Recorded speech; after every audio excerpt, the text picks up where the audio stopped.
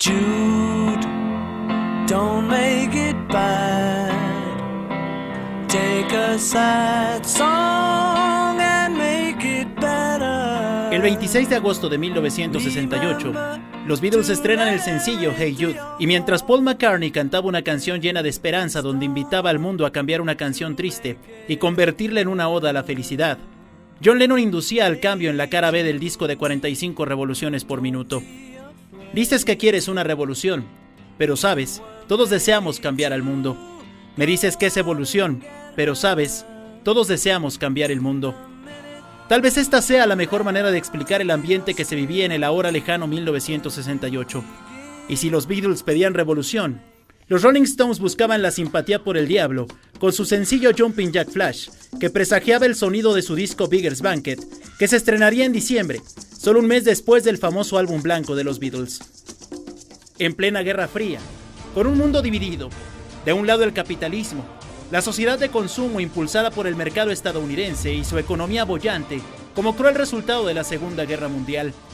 Del otro lado el socialismo, con la bandera de la URSS, otra nación beneficiada por la guerra que buscaba acoger en su manto a aquellos países que se sentían amenazados por la potencia americana. 2001, una odisea al espacio.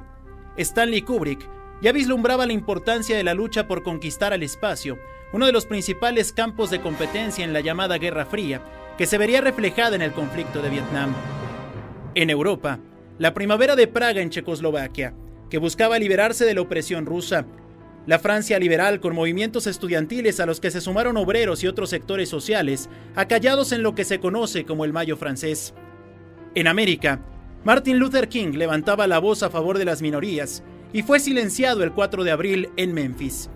Mientras los negros buscaban igualdad y respeto, los blancos clavaban una bala en la esperanza de cambio al asesinar a Robert F. Kennedy, la madrugada del 5 de junio, horas después de proclamar su victoria, para encabezar al Partido Demócrata en las elecciones que posteriormente serían ganadas por Richard Nixon.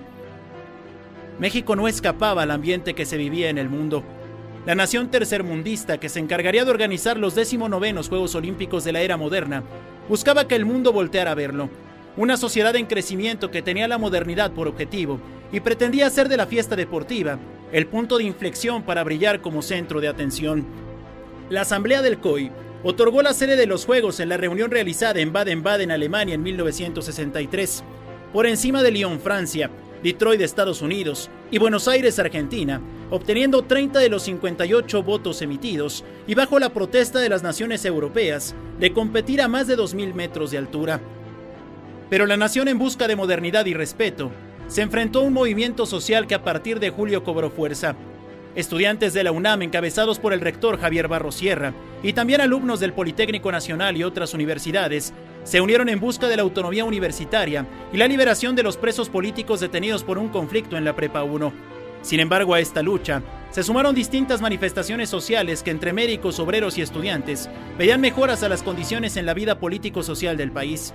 Desafortunadamente, la prensa internacional, ya instalada para la cobertura de los Juegos Olímpicos, presionaba al gobierno de Gustavo Díaz Ordaz para estabilizar al país antes de cancelar la justa deportiva.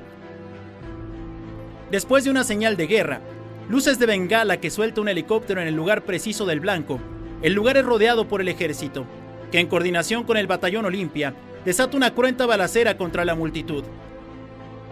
Centenares de muertos y heridos, unos 2.000 detenidos con vejados y golpeados a culetazos. Esta es la crónica de la revista Nexos, publicada en octubre de 1968, 10 días antes de los Juegos. El miércoles 2 de octubre, tras un mitin estudiantil organizado en la llamada Plaza de las Tres Culturas en Tlatelolco, el gobierno reprimió a los manifestantes con una lista incalculable de víctimas. En 1968, las Olimpiadas se inauguraron en medio de guaruras y un gran despliegue de seguridad. Lo único libre que hubo en esos Juegos fue cuando soltaron las palomas al aire y volaron. Eso fue lo único libre. Había guaruras en toda Ciudad Universitaria, detrás de todos los árboles, y había cientos de estudiantes presos en Lecumberri y en otros en el campo militar número 1. Así lo declaró Elena Poniatowska, autora del libro La Noche de Tlatelolco. El sábado 12 de octubre de 1968, hace 44 años, Enriqueta Basilio entró al Estadio Olímpico de Ciudad Universitaria y con antorcha en mano se dirigió al pebetero ubicado en la tribuna oriente del inmueble para dar paso a los 16 días de actividades en la justa deportiva. En presencia del mandatario mexicano Gustavo Díaz Ordaz, el presidente del COI, Avery Brundage, dio por iniciados los 19º Juegos Olímpicos de la era moderna, que por primera ocasión tocaba suelo latinoamericano, y hasta el momento, la última, previo a Río 2016.